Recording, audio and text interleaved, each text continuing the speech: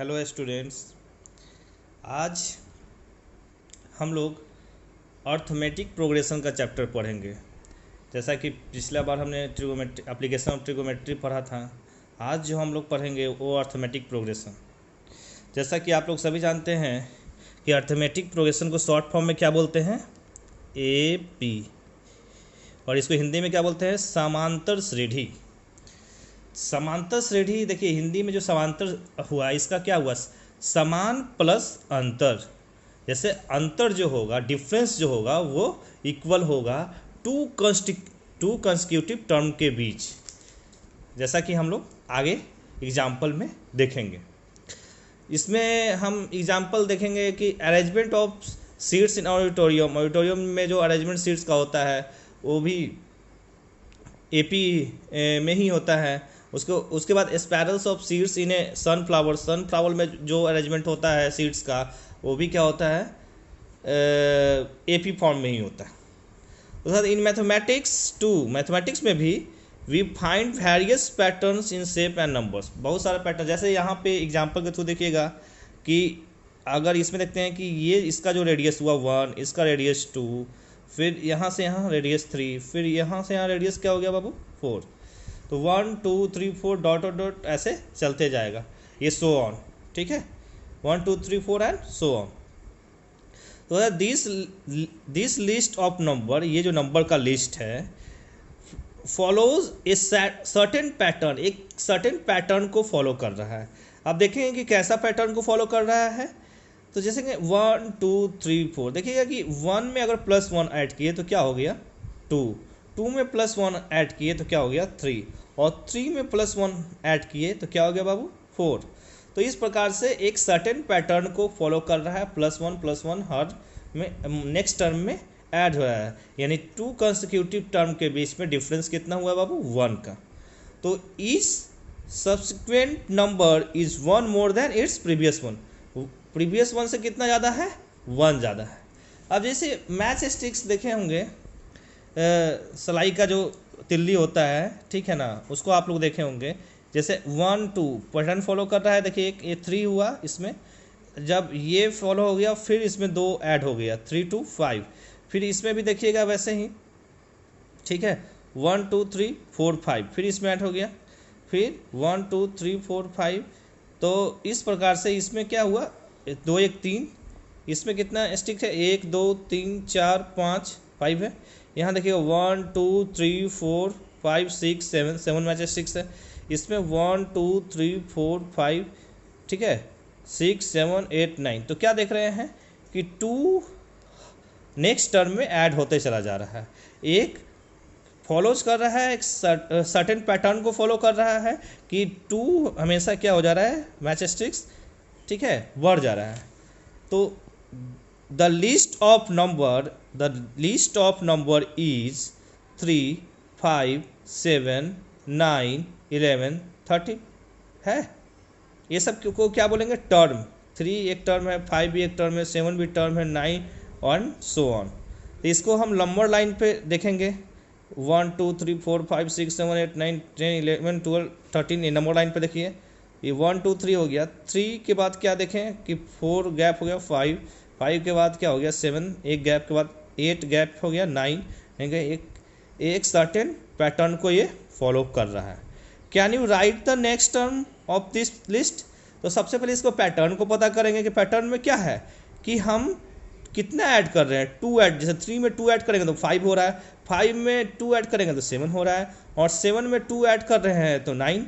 तो ये क्या हो रहा है कि 2, इसका जो डिफरेंस होगा, कॉमन डिफरेंस, वो 2 का है। जैसा कि इसका हिंदी में नाम हम बताए थे समांतर श्रेणी अर्थमेटिक प्रोग्रेशन का, और ये समान अंतर यानी कि इक्वल डिफरेंस है, 2 कंसेक्यूटिव टर्म के बीच में इक्वल डिफरेंस होना चाहिए, एक सर्टेन पैटर्न को ये फॉलो कर रहा है। To write the next term you need to find the rule by which each term is determined, ठीक है। जैसे नेक्स्ट टर्म क्या हो जाएगा, एक पैटर्न फॉलो कर रहा है, उसमें 2 ऐड कर रहे हैं इसमें, ठीक है ना, तो 13 + 2 नेक्स्ट टर्म हो जाएगा 15, यानी कॉमन डिफरेंस अगर ऐड कर देंगे तो हमको नया प्रीवियस टर्म में तो एक नया टर्म जो नेक्स्ट टर्म हमारा आ जाएगा। ठीक है, नेक्स्ट टर्म आ जाएगा। नेक्स्ट टर्म निकालने का यही है कि प्रीवियस टर्म में जो कॉमन डिफरेंस को अगर ऐड करते हैं तो हमारा नेक्स्ट टर्म आता है।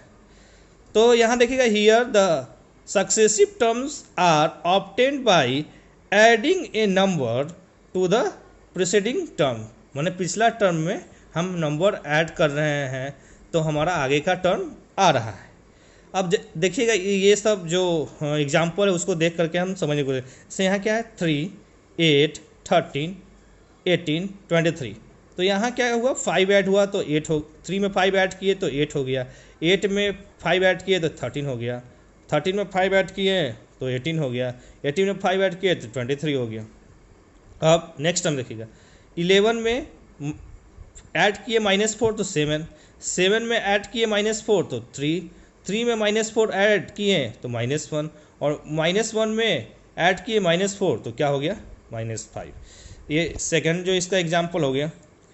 फिर इसी प्रकार से आप थर्ड एग्जाम्पल देख सकते हैं कि इसमें +1 × 1/4 में अगर हम +2 करेंगे तो 3 ×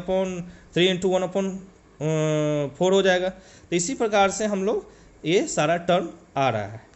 अब हम देखेंगे नेक्स्ट टर्म, जैसे 2√3, फिर नेक्स्ट टर्म क्या है 3√3, 4√3, 5√3। इसमें क्या है कि 2√3 में अगर √3 ऐड करेंगे तो क्या हो जाएगा 3√3, 3√3 में √3 ऐड करेंगे तो 4√3, 4√3 में √3 ऐड करेंगे तो 5√3।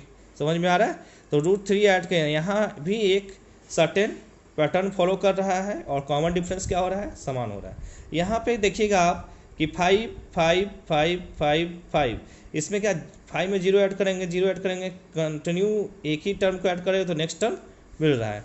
सच list of numbers is said to form an arithmetic progression.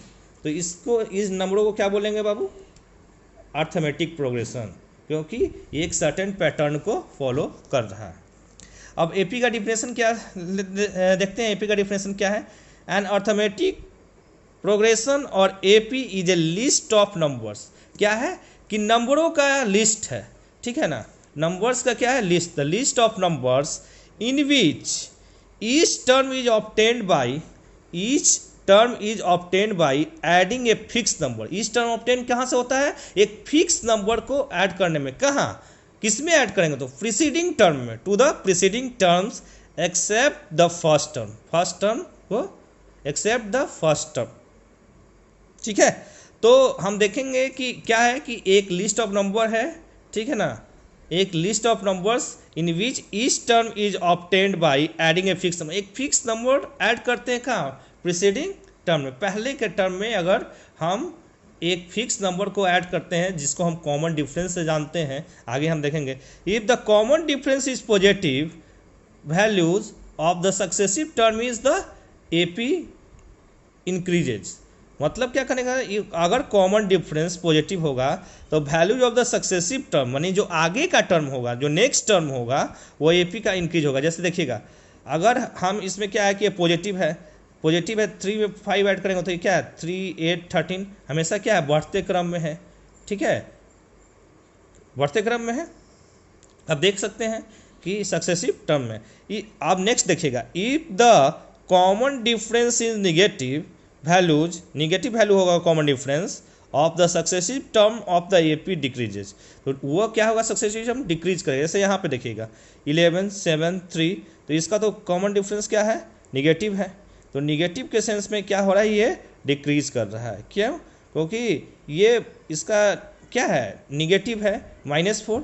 हमको जब निकालना होता है कॉमन डिफरेंस तो क्या करते हैं, प्रीवियस जो सेकेंड टर्म होता है 2 कंसेक्यूटिव टर्म में, जो नेक्स्ट टर्म होता है उसके प्रीवियस टर्म में अगर हम माइनस कर देंगे तो हमारा कॉमन डिफरेंस आ जाता है।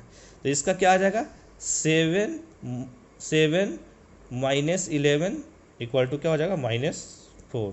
क्या हो जाएगा बाबू, -4। ओके। अब यहाँ देखिएगा एपी 3, 8, 13, 18, 23 एज सो ऑन, ठीक है, एंड सो ऑन। अब ये 3 जो हुआ ये क्या है, ये A1, इसको A1 से डिनोट करेंगे, A2, A3, A4, A5 and An तक। तो यहाँ देखिएगा कि A1 को हम लोग फर्स्ट टर्म बोलेंगे, A2 को सेकंड टर्म, A3 को थर्ड टर्म, एंड N को क्या बोलेंगे, nth टर्म। क्या बोलेंगे, nth टर्म, कि n का मान कुछ भी हो सकता है, n का मतलब n का मान कुछ भी, तो nth हो गया। तो सो इसलिए अब A2 minus A1 equal to A3 minus A2 equal to, इसी प्रकार क्या होगा, A4 minus A3 equal to n में माइनस करेंगे किसको, n माइनस 1 को, तो इसको क्या बोलेंगे, d। यानी कि टू, इसका मतलब अर्थ क्या हुआ कि कॉमन डिफरेंस क्या होता है, टू कंसेक्यूटिव टर्म का डिफरेंस होता है, ठीक है ना। और इस टू कंसेक्यूटिव टर्म का डिफरेंस को क्या बोलते हैं, कॉमन डिफरेंस। अब हम लोग आगे चलते हैं। इन जनरल फॉर्म में d इक्वल टू क्या होता है, d equal to a k plus 1 minus a k, यानी कि जो आगे का टर्म जो है, नेक्स्ट टर्म, उसको प्रीवियस टर्म में से, प्रीवियस कंसेक्यूटिव टर्म में से अगर माइनस करेंगे तो क्या मिलेगा हमको, d। वेयर ए के प्लस 1 इज क्या है, k प्लस 1 टर्म है, और ए के क्या है, k टर्म है। k टर्म का आगे वाला क्या होता है, k प्लस 1 टर्म। समझ में आ गया आपको। If first term equal to a then A P is, first term अगर a है तो ए पी क्या हो जाएगा, a, नेक्स्ट क्या होगा, a प्लस डी, उसके नेक्स्ट वाला टर्म क्या होगा, a प्लस 2d, उसका नेक्स्ट टर्म क्या होगा, a plus 3d, and so on. अब फॉर एग्जाम्पल में आप देखिएगा, the total saving in rupees of a person after every month for 10 month, मतलब टोटल सेविंग कर रहा है कि 10 महीनों तक वो कितना सेविंग कर रहा है एक पर्सन। तो यहाँ पे एग्जाम्पल के माध्यम से होंगे, ये फर्स्ट मंथ में कितना किया होगा वो 500, सेकेंड मंथ में 1000, थर्ड मंथ में 1500, इसी प्रकार से वो 10th मंथ में क्या किया 5000। तो हाँ, ये फर्स्ट टर्म, ये सेकेंड टर्म और लास्ट टर्म है, ठीक है। तो कॉमन डिफरेंस क्या हो जाएगा, second term minus first term, तो ये 500 आ गया। In this AP there are only a finite number of terms. Finite number of terms करने का मतलब क्या है कि जिसमें लास्ट टर्म अगर हमको मालूम होगा तो उसको हम लोग क्या बोलेंगे, फाइनाइट नंबर ऑफ टर्म्स, और जिसमें हमको लास्ट टर्म नहीं मालूम होगा उसको क्या बोलेंगे, इनफिनाइट नंबर ऑफ टर्म्स। तो इसमें तो हमको लास्ट टर्म मालूम है, तो ये फाइनाइट नंबर ऑफ टर्म्स हो गया। Such an AP is called finite AP, जिसका लास्ट टर्म मालूम होगा उसको क्या बोलेंगे, फाइनाइट एपी। समझ में आ गया होगा, such an AP is called finite AP. अब यहाँ पे देखिएगा 3, 8, 13, 18, 23 एंड सो ऑन, वो चलते जा रहा है। 11, 7, 3, -1, ये सब क्या हो रहा है, सो ऑन, मैंने कंटिन्यू जारी है ये। तो such an A P is called an infinite A P, यानी कि जिसका लास्ट टर्म अगर हमको मालूम नहीं है तो वैसे ही ए पी को क्या बोलेंगे, इनफिनाइट ए पी, और जिसके लास्ट टर्म मालूम हो उसको क्या बोलेंगे, फाइनाइट ए पी। समझ गए हैं स्टूडेंट्स। अब हम लोग आगे चलते हैं।